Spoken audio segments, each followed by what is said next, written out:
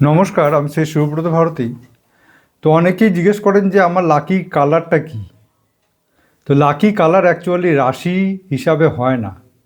একটা জন্মকুণ্ডলীর মধ্যে যে প্ল্যানেটটা সবচেয়ে বেশি পাওয়ারফুল, যে প্ল্যানেটটা তার ভীষণভাবে ফেভারে কাজ করছে, যার নক্ষত্র সবচেয়ে বেশি পজিটিভ ওয়েতে তার জন্য তার ফেভারে আছে, সেই প্ল্যানেটটাই কিন্তু তার জন্য লাকি কালার।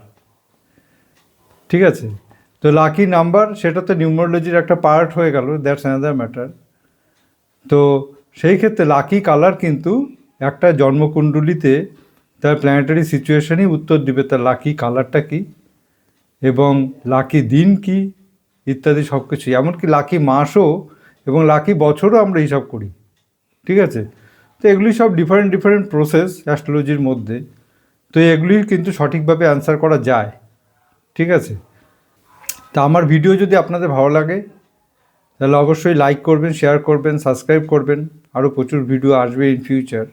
যদি ফার্দার কনসালটেন্সি নিতে হয় তাহলে অতি অবশ্যই এই যে নিচের নাম্বারে আপনারা যোগাযোগ করুন এবং বুকিং করান হাত দেখানোর জন্য এবং জন্মকুণ্ডলী বিচারের জন্য বা জন্মকুণ্ডলী বানানোর জন্য এবং বাস্তুর বিচারের জন্য এই নাম্বারে বুকিং করান।